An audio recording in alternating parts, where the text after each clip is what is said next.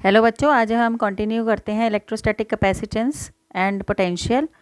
तो अब सबसे पहले हम डिफरेंस करेंगे electric potential of dipole and a single point charge. हमने 4 डेरिवेशन अभी तक करी हैं। सबसे पहले हमने सिंगल चार्ज के लिए करी थी, जिसका आंसर आया था V is equal to q upon 4πε0r। फिर हमने डायपोल की करी, V is equal to P upon 4πε0r square. फिर हमने इक्वेटोरियल के लिए करी और फिर हमने एनी पॉइंट ऑफ डायपोल के लिए करी P cos theta upon 4πε0r square. तो उनके बीच में डिफरेंस निकालना है। हमने देखा कि जो आपका नॉर्मल वाला था पॉइंट चार्ज के लिए, उसके अंदर एंगल नहीं आया था, वेयर एज जो हमने पोटेंशियल डायपोल के लिए किया वहाँ पर cos थीटा आया था। तो इसका मतलब डायपोल जो है वो पोजीशन डिपेंडेंट है, लेकिन दूसरे वाला पोजीशन डिपेंडेंट, एंगल डिपेंडेंट नहीं है। दूसरी बात, पोटेंशियल जो होता है वो सिलेंड्रिकल सिमेट्रिकल होता है, ठीक है, ड्यू टू अ डायपोल। और जो सिंगल चार्ज होगा वो स्फेरिकल सिमेट्रिकल। जो पॉइंट चार्ज वो डायपोल होगा वो क्या होगा, पोटेंशियल इसका आपका सिलेंड्रिकल सिमेट्रिकल होगा। और ये क्या होगा, आपको शेप से ही पता लग रहा है, ये सिलेंड्रिकल सिमेट्रिकल है और ये क्या है, स्फेरिकल सिमेट्रिकल है। तो V डायपोल के लिए inversely proportional to r square और सिंगल चार्ज के लिए इन्वर्सली प्रोपोर्शनल टू क्या है, आर है। अब हम क्या करते हैं, electric potential due to uniformly charge thin spherical surface. अगर पॉइंट आउटसाइड है तो यहाँ पोटेंशियल कितना होगा, इसकी वजह से V is equal to q upon 4πε0r, ठीक है। और ऑन पे कितना होगा, जो आपका रेडियस है वो कैपिटल आर है तो यहाँ पर कैपिटल आर हो जाएगा, बाहर के लिए स्मॉल आर है तो यहाँ स्मॉल आर रहेगा। और इनसाइड, अब देखो इनसाइड क्या होता है, E इज़ इक्वल टू होता है -dV/dr। Inside electric field zero होती है तो पोटेंशियल क्या हो जाता है, कांस्टेंट हो जाता है। देखो इलेक्ट्रिक फील्ड ज़ीरो हुई तो -dV/dr किसके इक्वल हो गया, ज़ीरो के। तो किसका डिफरेंशिएशन ज़ीरो होता है, कांस्टेंट का, तो V क्या हो गया, कांस्टेंट। तो हमने बनाया V कांस्टेंट और ये इन्वर्सली प्रोपोर्शनल है तो हमने ये डिक्रीज़ करता हुआ दिखा दिया। तो ये है हमारा ग्राफ, वेरी इंपॉर्टेंट ग्राफ, 2023 में ये आया था क्वेश्चन। तो अब ये आ गया हमारा, पोटेंशियल एक स्केलर क्वांटिटी होती है और पोटेंशियल ग्रेडियंट एक वेक्टर। मतलब पोटेंशियल ग्रेडियंट का मतलब है इलेक्ट्रिक फील्ड। आपको पता है E is equal to negative of potential gradient. तो पोटेंशियल ग्रेडियंट या इलेक्ट्रिक फील्ड क्या होती है, एक वेक्टर क्वांटिटी होती है। इलेक्ट्रोस्टैटिक फोर्स कंजर्वेटिव फोर्स होती है, मतलब ये ऐसी फोर्स होती है, कूलम फोर्स एक ऐसी फोर्स होती है जो इनिशियल और फाइनल पोजीशन पे डिपेंड करती है, पाथ वेलोसिटी पे डिपेंड नहीं करती। So electrostatic force is a conservative force. और electrostatic potential due to charge Q at its own location is not defined, ठीक है, अपनी लोकेशन पे पोटेंशियल डिफाइन नहीं होता है। अब हम क्या करते हैं, relation between electric field and potential. Electric field और पोटेंशियल के बीच में हम क्या निकालते हैं, रिलेशन निकालते हैं। तो हमने क्या किया है, हम एक इलेक्ट्रिक फील्ड कंसीडर करते हैं जो किसने बनाई है, एक चार्ज प्लस Q ने बनाई है इलेक्ट्रिक फील्ड, हम वो कंसीडर कर लेते हैं, ठीक है। और उसको हमने किस पॉइंट पे रखा है, O पॉइंट के ऊपर रखा हुआ है। A और B पॉइंट हैं, वो दो पॉइंट्स हैं जो सेपरेटेड हैं और इनका बीच का डिस्टेंस है dr। आप जो है चार्ज को, टेस्ट चार्ज को A से B पॉइंट पर लाते हैं और जो इसका जो है इलेक्ट्रिक फील्ड की डायरेक्शन ये है, ये ऐसे दे रही है इलेक्ट्रिक फील्ड, तो इलेक्ट्रिक फील्ड की डायरेक्शन ये, और आप लेके आ रहे हैं A से B, तो dr की डिस्प्लेसमेंट की डायरेक्शन हो गई उल्टी, तो दोनों के बीच में एंगल हो गया 180 डिग्री का। तो इसने यहाँ से यहाँ तक आने पे कितना वर्क डन किया, dw का वर्क डन किया या w का वर्क डन किया, F.dr। फोर्स क्या लगी है, QE की फोर्स लगी है, Q0E, और dr डॉट हटेगा तो cos 180 डिग्री। अभी बताया था कि फोर्स या इलेक्ट्रिक फील्ड और dr के बीच में कितने का एंगल है, 180 डिग्री का। तो cos 180 -1 होता है, -Q0E dr।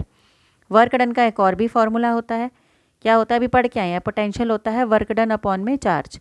तो वर्क डन हो गया Q0 into potential difference, Q0 dV, दोनों को बराबर किया, E किसके बराबर आ गया, -dV/dr।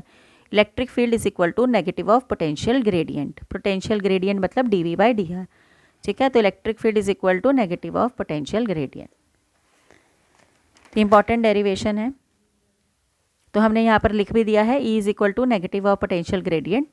नेगेटिव साइन का ये मतलब क्या होता है, अब ये मान लो इलेक्ट्रिक फील्ड हमने लगा रखी है, अगर आप इलेक्ट्रिक फील्ड के साथ साथ चलते रहोगे तो नेगेटिव साइन का मतलब है पोटेंशियल डिक्रीज होता रहेगा। जैसे जैसे आप इलेक्ट्रिक फील्ड में आगे चलते रहोगे पोटेंशियल क्या होता रहेगा, डिक्रीज होता रहेगा। तो ये है, अगर आपको v कैलकुलेट करना है, देखो e करना है तो e is equal to minus d v by d r का फॉर्मूला लगा सकते हो, e is equal to minus d v by d r का। लेकिन अगर v लगाना है तो आपको इधर लेके जाना पड़ेगा, minus e d r is equal to d v, और इसका इंटीग्रेट करके हम निकाल सकते हैं। आपको पता है इलेक्ट्रिक फील्ड का जो यूनिट होता है वो क्या होता है, देखो हमने निकाला था फोर्स अपॉन में test charge is equal to electric field. तो यहाँ से जो हमारे इलेक्ट्रिक फील्ड के यूनिट आए थे न्यूटन पर कूलम आए थे। अब हमने क्या निकाला, electric field is equal to d v by d r. तो वोल्टेज है, वोल्टेज के यूनिट क्या होंगे वी, और इसके डिस्टेंस के होंगे मीटर। तो वोल्ट पर मीटर भी जो होता है वो किसके यूनिट होते हैं, इलेक्ट्रिक फील्ड के यूनिट होते हैं, ये भी हमको याद रखना है। अब हम करते हैं इक्वी पोटेंशियल सरफेसेस। एक सरफेस ऐसा जिसमें हर जगह पोटेंशियल क्या हो, सेम हो।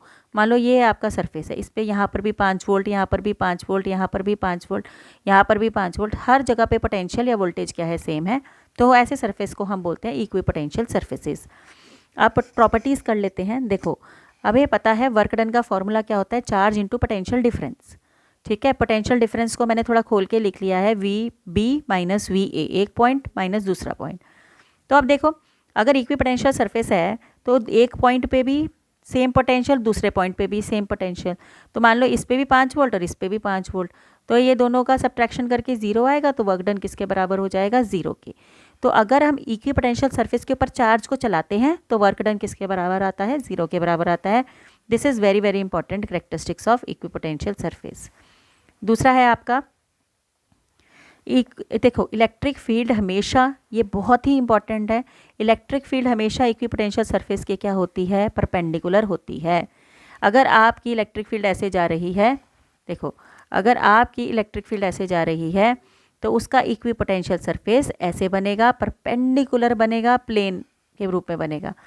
अब आपका अगर ये इलेक्ट्रिक फील्ड ऐसे जा रही है, रेडियस वाली जा रही है, रेडियल जा रही है इलेक्ट्रिक फील्ड, तो उसका इक्विपोटेंशियल सरफेस गोल बनेगा। गोल और रेडियस एक दूसरे के परपेंडिकुलर होते हैं, ये आपको याद रखना है।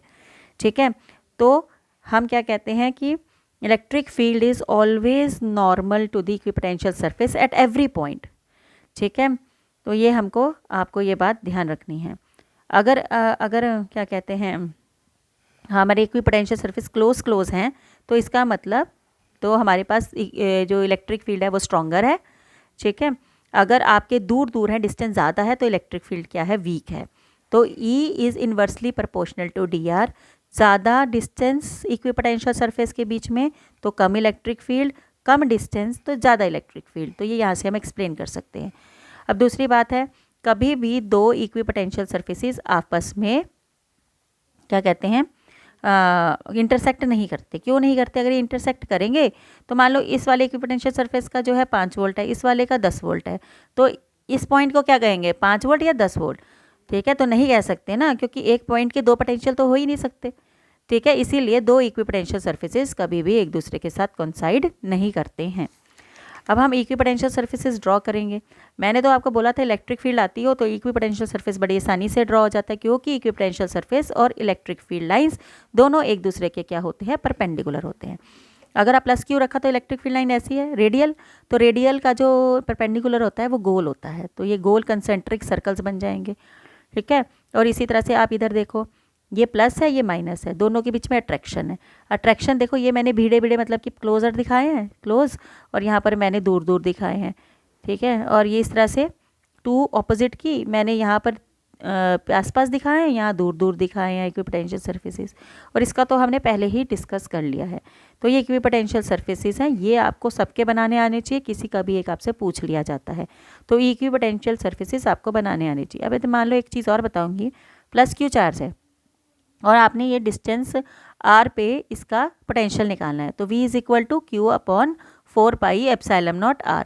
फिर आपने यहाँ पर निकालना है तो सेम ही डिस्टेंस पे, तो अभी भी यही आएगा 4 पाई एप्सिलॉन नॉट r, और यहाँ पर भी यही आएगा, यहाँ पर भी यही आएगा। तो हम इन सारे इक्विपोटेंशियल पॉइंट्स को क्या कर देंगे, ज्वाइन कर लेंगे, तो हमारा क्या बन जाएगा, इक्विपोटेंशियल सरफेस बन जाएगा।